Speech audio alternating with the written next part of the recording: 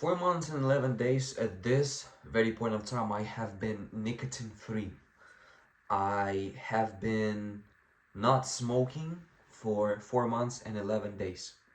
Now, let me tell you a little story on how I came to that. Um, for some reason, I don't even know why, I don't even remember why, I decided that, like, why not? Might as well try to not smoke for at least certain period of time. And at that time I was already reading my Bible. I was already, I believe, going to the church. I was already a pretty devout believer, yes, pretty devout follower of God. And I decided that, why not to try that as well? Because at that time I already realized that smoking isn't something that should be going, leg for leg with the values of Christian men. So I decided to quit. And I'm gonna tell you quite honestly, I wasn't successful. I wasn't even half as successful as I thought. Um, I abstained from smoking for whole 10 days. Now, for me, it was huge. Right now, I realize that, well, it is huge just because, well, I've been smoking nonstop for 4 years, hitting those vapes unstoppably, I was waking up, I was hitting my vape, I was going to eat, I ate. Guess what I did then? So in a day, legitimately, I don't know, like what, 50 plus puffs, if it's some kind of party with my friends, even more than that. I was destroying myself, I was destroying my lungs. And primarily it was one of the reasons, I felt the conviction of the Holy Spirit, and I realized that, what, it is not the thing that I'm supposed to be doing if I am, reading my Bible, praying to God, going to church, stuff like that. So I stopped. For 7 days, well, it was, I wouldn't say that it was easy. It was still hard, but it was manageable. On day number 7, it was unbearable. I couldn't even think straight. Every thought in my mind was held captive by the idea, the intrusive idea of smoking. I couldn't stop thinking about that. So on day number 10, I gave up to the idea, and with a shame, I went to the store and I bought myself a vape liquid. Didn't like it, didn't really like it.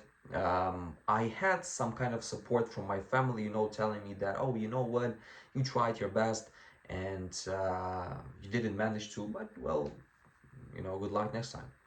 It didn't quite help me, but who helped me was my friend. My friend, my Christian friend. Very unfortunately, the distance between us is huge. He is on one end in Spain of he's on one end of European Union, and I'm on completely another end. I'm in Ukraine.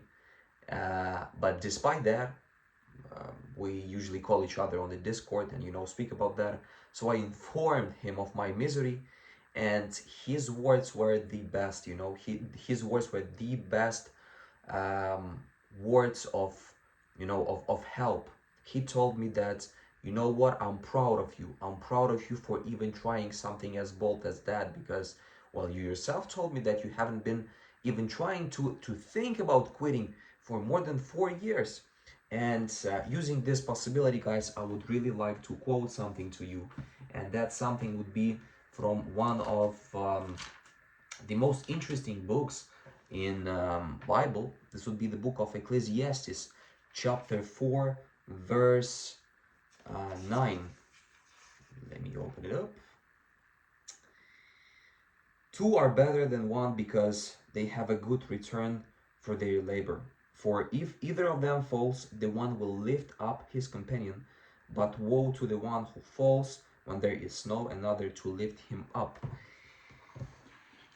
Alone, you are going to be as miserable as you always was. Only with the help of your friend, everything is going to be good. So I quit, I quit trying because it was, kind of stressful time period in my life. I was about to, for the first time in my life, move out of the country, go to my father, who is and was at that time in Paris, France. The reason why it was so stressful for me, because it was the first time, experience something very well known for the rest of the people out there traveling, but it's kind of complex geopolitical stuff. But anyways, so for about a month, I was smoking. I was continuing smoking. I didn't like this. I didn't want to do this, but I was continuing doing so. I quit for about 4 days, but it was due to health complication. Yeah, I had some cracks in my lungs, and I didn't like it. So I thought that if I would quit smoking for at least a couple of days, it would return to be normal. It wasn't though. But, well, so I quit for 4 days. Then I returned. Then I went to France. Everything was nice. Everything was perfect. And then I returned. It was 3rd of October, as far as I remember. No, 2nd of October that I returned. And on 3rd of October, I decided that, you know what, this is going to be it. This is going to be the day when I will quit smoking. I've analyzed myself, and it turned out that I had a very huge problem. At the very first time when I was trying to quit smoking, I relied solely on myself. And well, as you could tell from the story, from the previous 6 minutes, everything was unsuccessful. And I decided, well, you know what? I'm gonna ask my friend who is in Spain to pray for me. I will be praying for myself, and I will be, staying in that no matter what, because by that time, God has already, let's say, built a certain amount of discipline in the very side of me, yes, inside of me.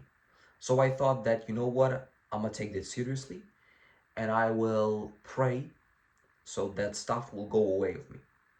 And here we come to probably one of the most famous verses in the whole Bible, and to the probably one of the most well known. Yeah, we are going to go to my favorite book out of the entirety of New Testament. It is going to be Proverbs chapter 3. Well, you know the rest, verse 5.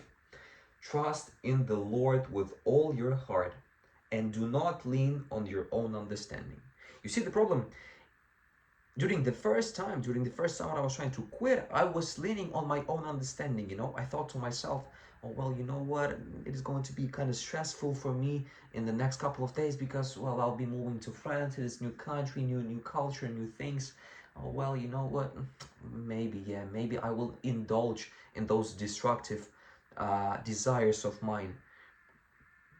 Simple as that. I was leaning on my own understanding. I was trying to do something by my own, and I couldn't do that.